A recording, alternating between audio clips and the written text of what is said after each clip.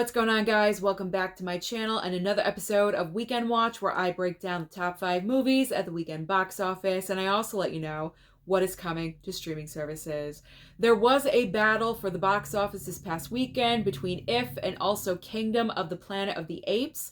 So which one of these movies did land at number 1?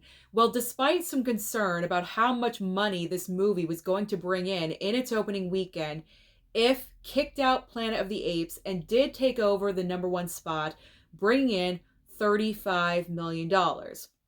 Now, don't get me wrong, that's a solid opening weekend nowadays. I mean, I was not expecting a $100 million opening weekend. I think those days are going to be very few and far between. So $35 million is solid, don't get me wrong. But I was expecting just a little bit more. Same thing with Planet of the Apes. I was expecting a little bit more. Doesn't mean that $50 million opening weekend was bad. It wasn't bad. It was great. It was solid. It was good. But I just expected more. And especially with If, I was expecting a little bit more. And so was the industry, because the industry was predicting between a $40 and $45 million opening weekend. So $35 million is right underneath the low end of the expectation. So that was a little surprising. And the reason why I expected just a little bit more is because there's hype with Ryan Reynolds right now with Deadpool and Wolverine. I thought maybe that would have rubbed off onto this movie. Then you factor in that If was written and directed. It's the brainchild of John Krasinski, and he's extremely popular right now. But the biggest reason why is because the movie is targeted towards children and families. I considered it to be a great multi-generational film. Now, I have not seen the movie yet. I could be wrong, but the trailers were marketing a family multi-generational film where everyone in the family could go and see this movie and have a great time with it. So because of that reason mainly, but all of those reasons, is why I expected just a little bit more from If. But $35 million is solid. So we'll see what happens this time next week. But let's move on to the rest of the top 5. Second and third place. Second place goes to Kingdom of the Planet of the Apes with a $26 million weekend. In third place is The Strangers Chapter 1, another debut from this past weekend, with $12 million. Now, I will say, I believe this movie landed in third place because I think a lot of people were curious about this film, and I think it's going to drop out of the top 5 fairly quickly because it's received nothing but bad, horrible reviews, and I can co-sign with that because I went to see The Strangers Chapter 1 on Friday. It's not a good movie. It's not a good movie. I mean, I always encourage people to go and check out films for yourself, watch movies at home for yourselves, and make your own decisions. But I'm warning you, it's not a great movie. So do not be surprised if The Strangers drops out of the top 5 by this time next week. Who knows? Maybe it'll hang in there, but I don't know. I think people were just curious. That's all. Just curious about this movie, and it's going to fade away fairly quickly.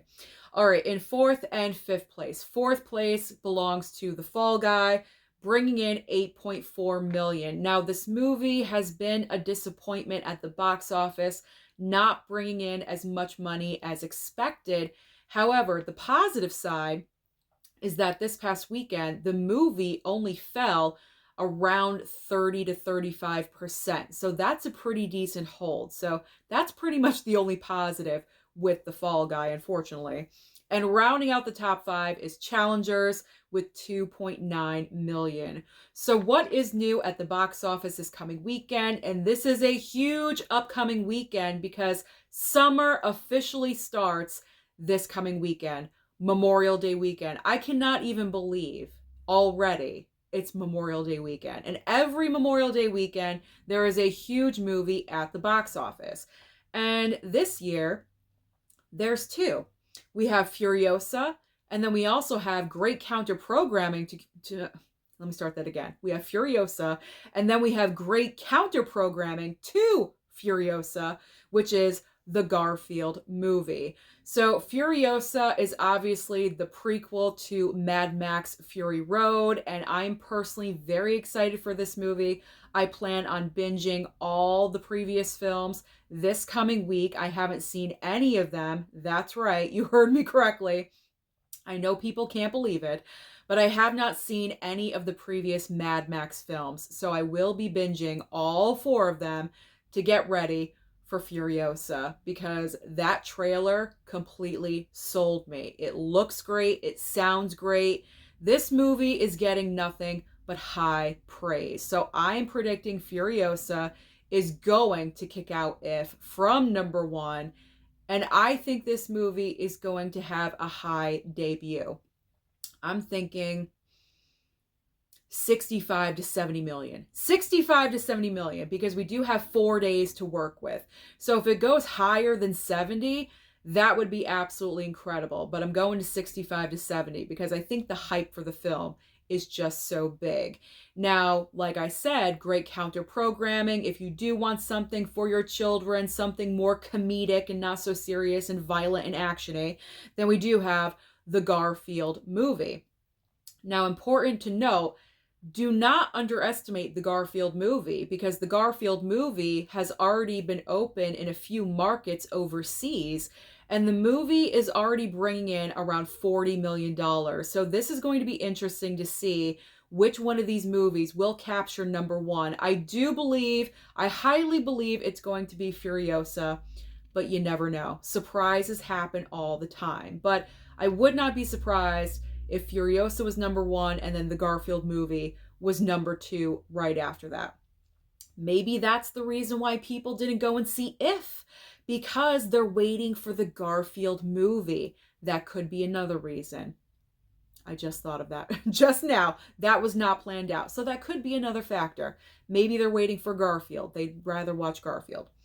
But there's also a third film, another option for you, a smaller film starring Greg Kinnear called Sight, if you are interested. So there's going to be plenty of options for you at the movie theater this holiday weekend.